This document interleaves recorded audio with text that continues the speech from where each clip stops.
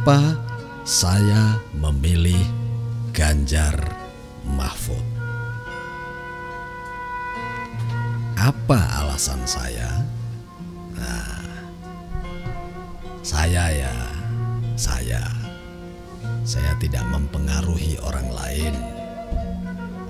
Tapi barangkali orang lain pengen tahu, karena saya setiap minggu itu bisa 2 kali upload lagu Ganjar Mahfud. Pasti saya punya alasan dong kenapa saya pilih mereka. Alasannya adalah karena mereka nyalon. Loh, calonnya kan ada 3. Ya, karena hanya boleh memilih 1. Kalau boleh pilih 2, saya pasti akan pilih 1. Kalau boleh pilih 3, saya pasti akan pilih 1. Kenapa tidak nomor 1 yang dipilih, kok nomor 3?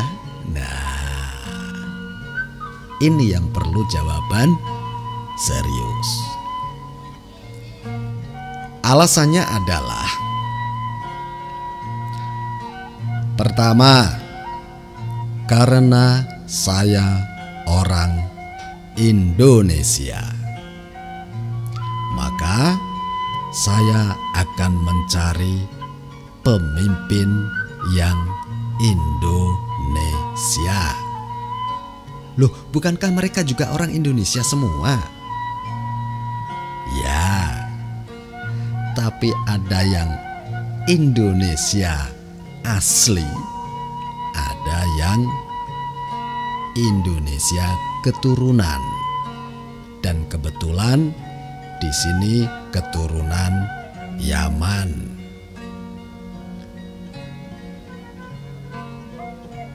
Dan saya pikir capres keturunan Yaman akan didukung oleh orang-orang yang kebanyakan tidak sejalan dengan demokrasi dan Pancasila.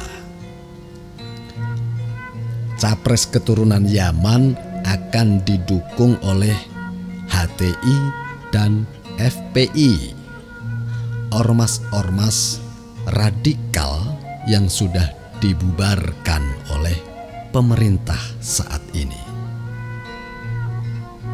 Habib-habib FPI atau Habib-habib Ba'alawi yang di mata saya sudah cacat. Kenapa?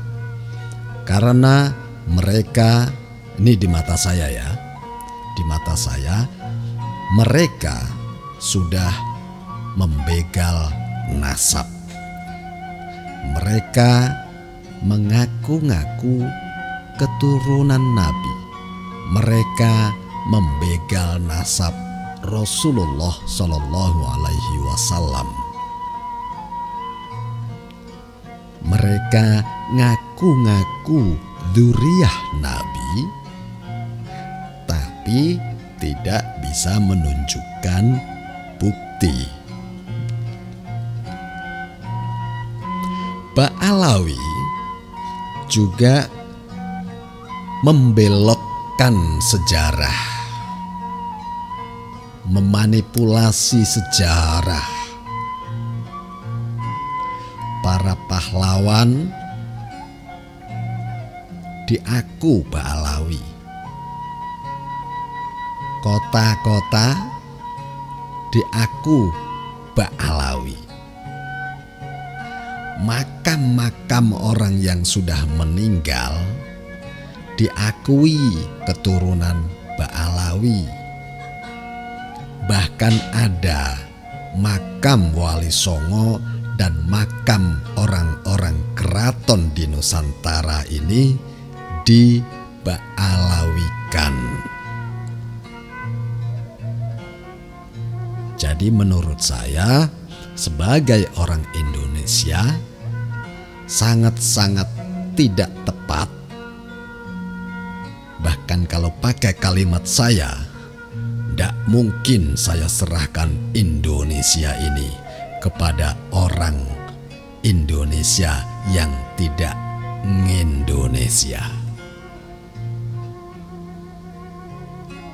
Paham? Jadi untuk alasan pertama sudah gugur capres yang keturunan.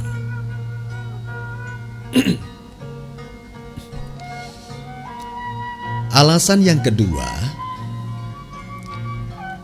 karena saya orang Islam. Orang Islam yang hidup di Indonesia, maka saya memilih pasangan yang religius dan nasionalis. Pak Ganjarnya nasionalis, juga religius. Pak Mahfudnya juga religius dan nasionalis. Maka ini pasangan yang lengkap untuk memimpin Indonesia. Sampai di sini bisa dipahami? Alasan saya loh ya. Sekali lagi ini alasan pribadi saya. Syukur-syukur kalian sama setelah mendengar alasan saya. Kalian berubah setelah mendengar alasan saya, yang tentunya masuk akal.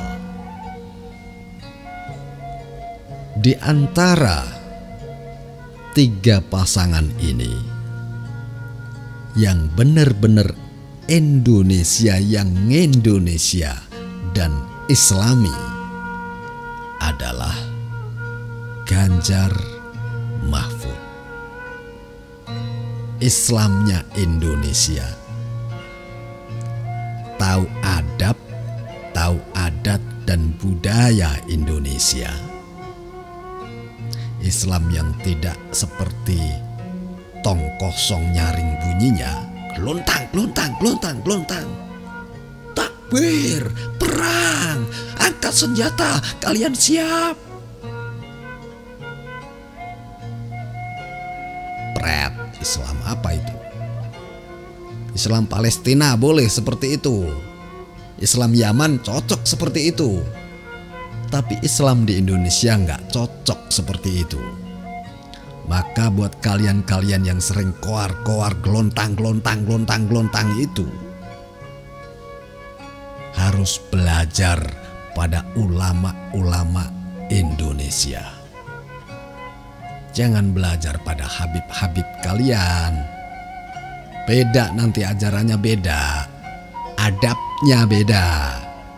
Adatnya beda. Budayanya beda. Indonesia ini jauh lebih punya peradaban dibanding Yaman. Maka belajarlah pada kiai dan ulama Indonesia. Asli. Bukan bohongan. Indonesia yang ngindonesia. Bukan Indonesia yang ngarap-ngarapan. Yang so Arab maksudnya. Sampai di sini paham dan jelas alasan saya. Kenapa tidak memilih Prabowo Gibran? Ya, kalau untuk Prabowo Gibran itu alasan orang Indonesia tadi tidak masuk. Karena mereka juga asli Indonesia. Maka yang dipakai adalah alasan kedua, orang Islam. Orang Islam itu harus punya pegangan. Pegangan orang Islam adalah kebenaran dan moral atau akhlak. Dalam proses pencalonan Prabowo Gibran, menurut saya ada hal yang mengusik moral dan akhlak, cacat secara moral dan akhlak. Ada kesan menghalalkan segala cara, menghalalkan yang subhat. Begini, seharusnya aturan yang berlaku sebelumnya, Gibran itu belum boleh nyalon sebagai wakil presiden.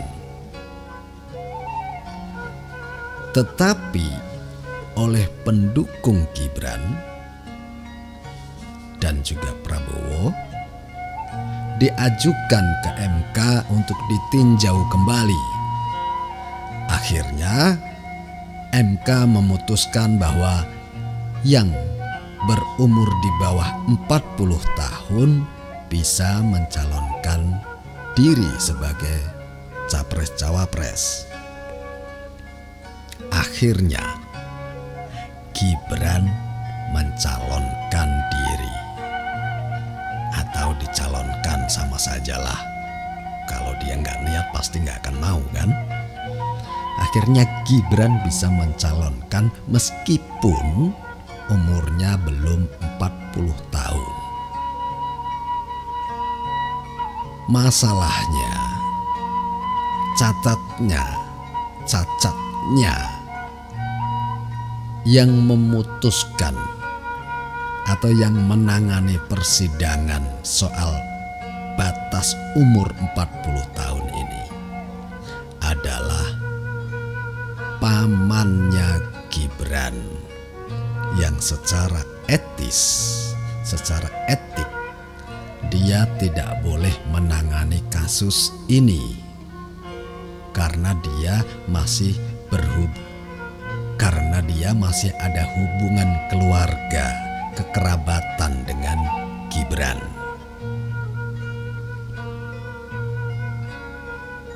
Sampai di sini paham? Jadi, boleh dong saya berasumsi bahwa peraturan bisa diubah oleh kekuasaan sesuai dengan kepentingan si penguasa. Kalau hal ini kita dukung, maka secara tidak langsung kita melegitimasi, melegalkan orang yang berkuasa menggunakan kekuatan dan kekuasaannya untuk mengubah peraturan atau undang-undang sesuai dengan kepentingan dirinya atau keluarganya. Sebagai orang Islam yang punya akhlak, yang punya moral, saya tidak bisa mendukung mereka.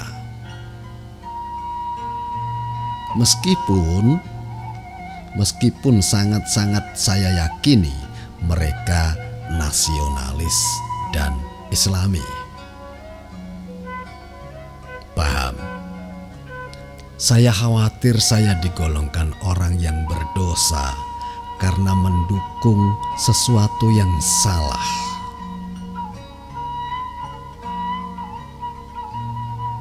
Idealis banget kan? Najis kan? Sok kan saya? Tapi itulah hati nurani saya seperti itu. Saya tidak bisa ikut-ikutan mendukung orang yang dalam proses pencalonannya ada cacat dan salahnya. Semoga alasan saya bisa menginspirasi kalian semua, dan dengan harapan kalian memberikan pilihan yang tepat untuk Indonesia. NKRI harga mati. Merdeka, merdeka, Merdeka.